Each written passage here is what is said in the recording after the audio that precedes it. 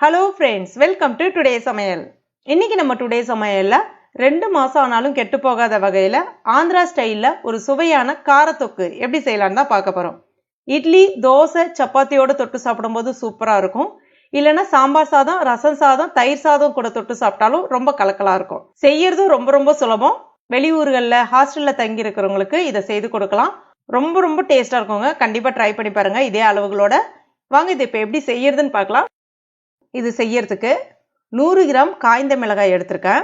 இதுல ஒரு 45 மிளகாய் அளவுக்கு இருக்கும். இது நல்லா காரமா இருக்கும்.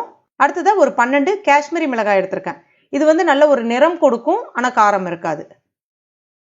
இவ்வளவு மிளகாவும் உங்களுக்கு சேர்க்க விருப்பம் இல்லை, காரம் உங்களுக்கு கொஞ்சம் குறைவா வேணும் அப்படின்னா ஒரு பாதி மிளகாவை இந்த மாதிரி 2ஆ உடைச்சு விட்டு உள்ள இருக்கக்கூடிய அந்த விதையை மட்டும் லைட்டா இந்த மாதிரி தட்டிட்டு சேர்த்துக்கோங்க. நான் இன்னைக்கு அப்படிதான் சேர்க்க போறேன். இல்ல உங்களுக்கு காரமே ரொம்ப குறைவா வேணும் அப்படின்னா முழு மிளகாவுமே உள்ள இருக்கக்கூடிய விதையை தள்ளிடுங்க. மொத்த விதையுமே வெளியில வராது, ஒட்டிக்கிட்டு தான் இருக்கும். ஒரு பாதி அளவுக்கு தள்ளிட்டு சேர்த்தீங்கன்னா சரியா இருக்கும். இப்ப பாருங்க, இந்த மாதிரி இந்த மிளகாய் விதைகளை நீங்க தூக்கி போட வேண்டிய அவசியம் கிடையாது. சட்னி இல்லைன்னா ஏதோ பொடிக்கு நீங்க பயன்படுத்திக்கலாம். இப்ப மிளகாயை இது கூட சேர்த்துக்கலாம். கூடவே அது முழுகிற அளவுக்கு மட்டும் தண்ணி சேர்த்துக்கோங்க, ரொம்ப நிறைய சேர்க்க வேண்டாம். இப்ப இதை 1 மணி நேரம் நல்லா ஊற விட்டுக்கோங்க. கூடவே ஒரு பெரிய எலுமிச்சப்பழ சைஸ்ல புளி, இது 40 கிராம் அளவுக்கு இருக்கும். கொஞ்சமா தண்ணி சேர்த்துட்டு ஒரு முறை அலசிட்டு அந்த தண்ணியை கீழே விட்டுருங்க. மறுபடியும் அந்த புளி முழுகிற அளவுக்கு மட்டும் தண்ணி சேர்த்துக்கோங்க, ரொம்ப நிறைய சேர்க்காதீங்க. இப்ப இதுவும் 1 மணி நேரம் நல்லா ஊறட்டும். இப்ப 1 மணி நேரம் ஆயிடுச்சு. மிளகாய் நல்லா ஊறி வந்திருக்கு. ஒரு மிக்சி ஜார்ல ஊற வச்ச அந்த மிளகாயை சேர்த்துக்கோங்க. கூடவே அந்த புளியையும் சேர்த்துக்கோங்க. அந்த தண்ணியை வச்சுக்கோங்க, அரைக்கும் போது தேவைப்படும். தேவையான அளவுக்கு கல்லுப்பு சேர்த்துக்கோங்க. நான் இன்னைக்கு 1.5 டேபிள் ஸ்பூன் அளவுக்கு கல்லுப்பு சேர்க்கிறேன். இப்ப எடுத்தோன்னே தண்ணி சேர்த்துறாம முதல்ல இந்த மாதிரி அரைச்சிக்கோங்க. அடுத்தது நம்ம புளி ஊற வச்சோம்ல, அந்த தண்ணீரை கொஞ்சம் கொஞ்சமா சேர்த்துட்டு நல்லா நைஸா இந்த மாதிரி அரைச்சி எடுத்துக்கோங்க. நல்லா நைஸா அரைக்கணும். இது இப்ப அப்படியே ஒரு வாரம் இருக்கட்டும். அடுத்தது ஒரு பேன் ஒன்று எடுத்துக்கோங்க. இதுல ஒரு 70 ml நல்லெண்ணெய் சேர்த்துக்கோங்க. இந்த ரெசிபி நல்லெண்ணெயில செஞ்சாதான் நல்லா இருக்கும். அதே மாதிரி எண்ணெய் கூடுதலா இருந்தாதான் ரொம்ப நாளைக்கு கெட்டு போகாம இருக்கும். இவ்வளோ எண்ணெயும் நம்ம ஒரே நாள்ல சாப்பிட போறது கிடையாது. டெய்லியுமே கொஞ்சம் கொஞ்சம் தான் நம்ம சாப்பிட போறோம். இப்ப எண்ணெய் காஞ்ச பிறகு 2 டீஸ்பூன் கடுகு சேர்த்துக்கோங்க. எனக்கு கடுகு கொஞ்சம் கூடுதலா இருந்தா நல்லா இருக்கும்ன்றதுனால சேர்த்திருக்கேன். நீங்க 1.5 டீஸ்பூன் அளவுக்கு கூட சேர்த்துக்கலாம். அதே மாதிரி உளுந்தம்பருப்பு, கடலைப்பருப்பு சேர்க்காதீங்க, கெட்டு போகிறதுக்கு வாய்ப்பு இருக்கு. இப்ப கடுகு நல்லா பொரிஞ்சு வரும்பொழுது 2 வரமிளகாய் உடைச்சு விட்டு சேர்த்துக்கோங்க. இந்த கடுகு வரமிளகாய் பொரிஞ்சு வரும்பொழுது ஒரு சின்ன கைப்பிடி அளவுக்கு கருவேப்பிலை இலைகளை சேர்த்துக்கோங்க. கருவேப்பிலை இலைகள் நிறைய சேர்த்தீங்கன்னா நல்ல மணமாவும் சுவையாகவும் இருக்கும்.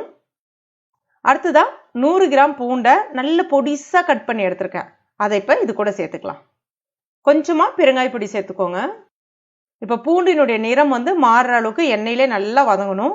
அந்த மாதிரி வதங்கும் போது அந்த பூண்டினுடைய ஃபிளேவர் அந்த எண்ணெயில இறங்கி நல்ல டேஸ்டா இருக்கும், வாசனையாகவும் இருக்கும்.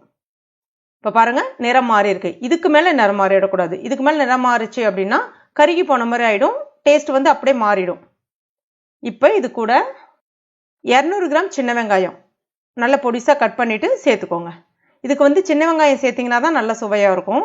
இப்ப இந்த வெங்காயத்துல இருக்கக்கூடிய அந்த ஈரத்தன்மை எல்லாமே நல்லா போகிற அளவுக்கு இதை நம்ம வதக்கணும். அப்பதான் ரொம்ப நாள் ஆனாலும் கெட்டு போகாம டேஸ்டா இருக்கும்.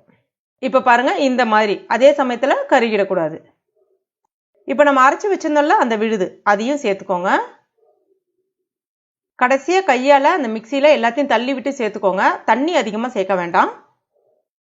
அந்த மிக்சியில ஒட்டி இருந்துச்சுன்னா 1 டீஸ்பூன் மட்டும் தண்ணி சேர்த்து அலசிட்டு சேர்த்துக்கோங்க, ரொம்ப நிறைய சேர்க்காதீங்க. ஒரு முறை கலந்து விட்டுக்கோங்க. ஸ்டவ் மீடியம் ஃப்ளேம்ல வச்சுக்கோங்க. இப்ப இதுல ஈரத்தன்மை இருக்கும், அதுவும் நல்லா போயிட்டு நல்லா வெந்துட்டு எண்ணெய் பிரிஞ்சு வரணும். அது வரைக்கும் வெயிட் பண்ணுவோம். இப்ப இதுல நான் கொஞ்சமா வெல்லம் சேர்க்கிறேன். அதாவது உங்களுடைய புளி ரொம்ப புளிப்பா இருக்கு அப்படின்னா நீங்க கொஞ்சம் வெல்லம் சேர்த்துக்கோங்க. இனிப்பும் புளிப்பும் கலந்த மாதிரி இருக்கு அப்படின்னா நீங்க வெல்லத்தை தவிர்த்திடலாம்.